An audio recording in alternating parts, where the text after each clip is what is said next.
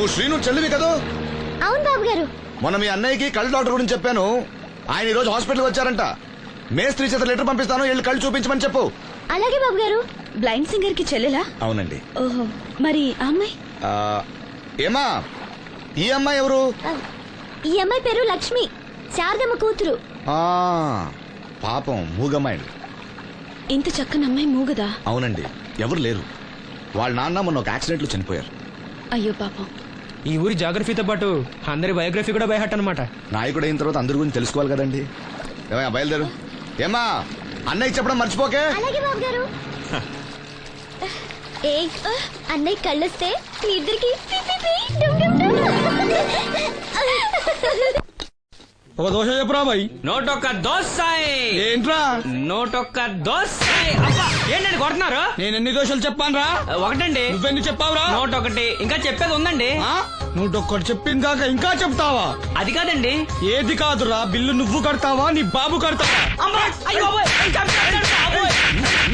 గురువు గారు మీరైనా చెప్పండి సార్. అబ్బా మేడ. నూటొక్క దోశ చెప్పింది కాక మీ గురుగారితో చెప్పిస్తావురా? కాదండి. ఒక్క దోశ చెప్పు.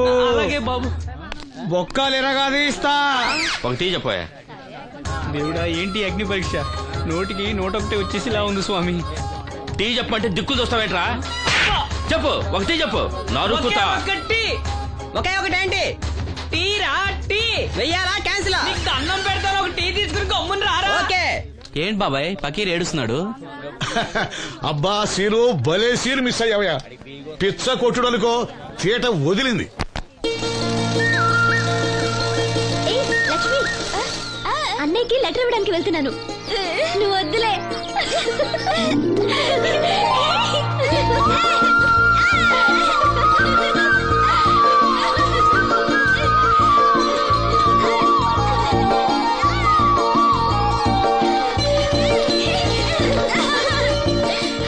బాబాయ్, అప్పలనాయుడు గారు కళ్ళ డాక్టర్ దగ్గరికి వెళ్ళమని అక్కడ చూడండి. కళ్ళతో లెటర్ పంపించారు. అప్పలనాయుడు గారు మాట అంటే మాట రసీను. ఏదమ్మా, వెళ్దామా? బాబాయ్, మేము వస్తాం. మీరెందుకులే అమ్మా, వచ్చేటప్పటికి ఆలస్యం అవుతుంది. అవునమ్మా. మీరు జాగ్రత్తగా ఇంటికి వెళ్ళండి.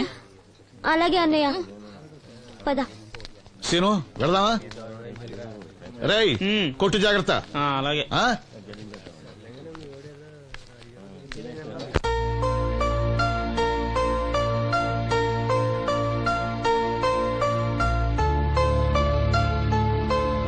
Scene, వెళ్దాంరా.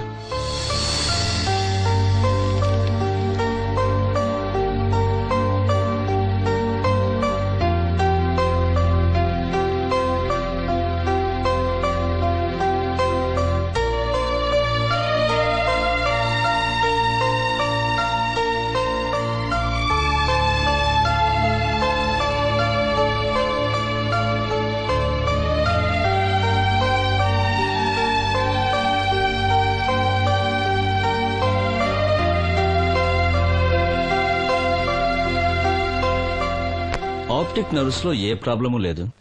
Heal definitely get sight. I mean, కంటి నరాల్లో ఏ లోపం లేదు. కళ్ళు మరిస్తే చూపొస్తుంది. సంతోషం డాక్టర్ గారు. బాబాయ్, ఒరేయ్, నాకు తెలుసురా, నువ్వు అదృష్టవంతుడు. నీకు తప్పకుండా చూపొస్తుంది.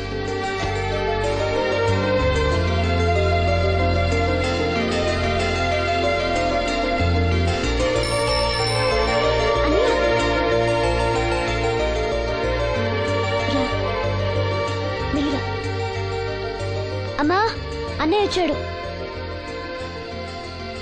ఏరా, డాక్టర్ గారు ఏమన్నారు? చూపు వస్తుందని చెప్పారా అన్నయ్య? తప్పకుండా వస్తుందన్నారమ్మా. నాకు కళ్ళు వస్తాయి. అమ్మని, నిన్ను, లక్ష్మిని, ఈ ఊరిని, అందరినీ చూస్తాను. ఎవరైనా కళ్ళు దానం చేస్తే తప్పకుండా చూపు వస్తుందన్నారు డాక్టర్ గారు. ఎవరో ఎందుకురా, నీకు చూపు రావాలని అందరి దేవుడుకు మొక్కుకుంది నేనేరా. నీకు నా కళ్ళే ఇస్తాను. నువ్విస్తావు, ఆడు తీసుకుంటాడు. కళ్ళొస్తాయంట, కళ్ళు. అవునరా, నాకు తెలవగడుగుతాను. నీకిప్పుడు కళ్ళొస్తే ఏం పీకుదామని? ఏం పీకుదామని? జనం నీకు డబ్బులిస్తోంది, నువ్వు ఘంటసాల బాలసుబ్రహ్మణ్యాల్లాగా పాటల్లో ఇరగదీసేస్తావని కాదు, గుడ్డోడివని. కళ్ళొస్తే నేనేదైనా పనిలో చేరతాను నాన్న. అవునవును, నీకు పని ఇవ్వటానికే అందరూ తెరిచిపెట్టి కూర్చున్నారు ఇక్కడ.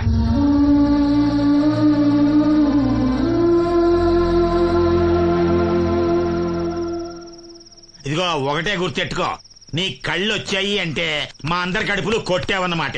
ఈ ముట్టి సంపాదన కూడా ఉండదు. మేము అనాథలం అయిపోయి రోడ్డు మీద పడి అయ్యా బిచ్చం అమ్మా బిచ్చం అని అడుక్కు తింటుంటే నువ్వు కొత్త కళ్ళు ఎట్టుకుని ఆనందంగా సుద్దుగానరా కొడక. కళ్ళు వస్తాయంట, కళ్ళు కళ్ళు వస్తాయంట.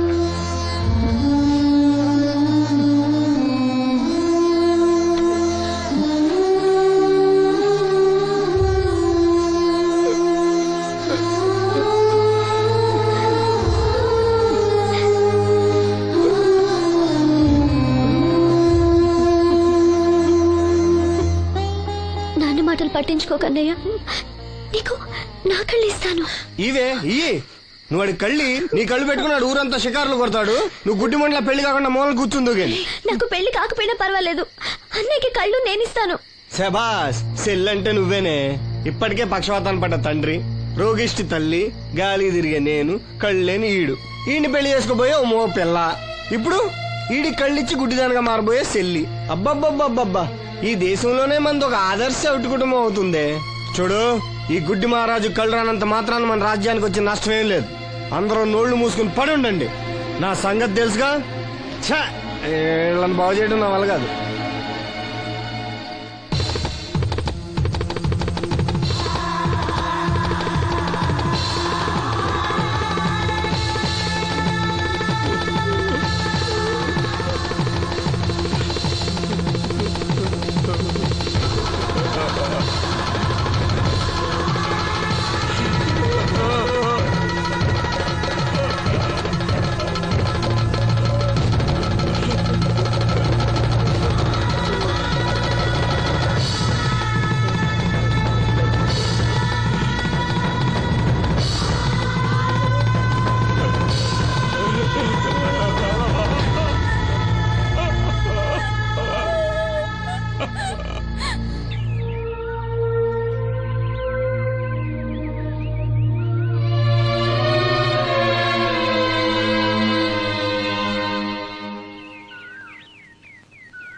ఏంటే పొద్దున్నే దరిద్ర మోహన్ ఇక్కడ కూకున్నా లోపల బా. ఆ లెటర్ ఏంటే? వాడికి ఎవడో కళ్ళు వస్తాయని చెప్పాడంట. నీకెవడన్నా గొంతు వస్తుందని చెప్పాడా? లెటర్ అడుగు తిరుగుతున్నావు ఎలా? వీళ్ళని బాగు చేయడం నా వల్ల కాదు.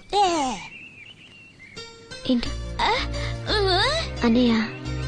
అన్నయ్య ఏటికట్టుకెళ్ళాడు. ఏంటిది? లెటర్ అన్నయ్యకి ఇవ్వాలా? సరిపదా.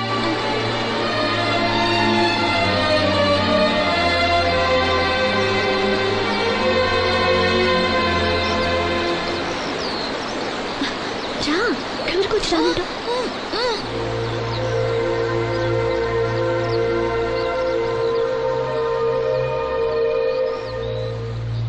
అన్నయ్య, నన్ను ఒంటరిగా వదిలేయమ్మా. నా కళ్ళే కాదు, మనసు కూడా చీకటైంది. ఈ చప్పుల్లో నా బాధను మర్చిపోయే ప్రయత్నం చేస్తున్నాను. లక్ష్మి నీకేదో చెప్పాలని రాసి తెచ్చింది, చదవనా? ఏం చెప్పాలనుకుంటుంది?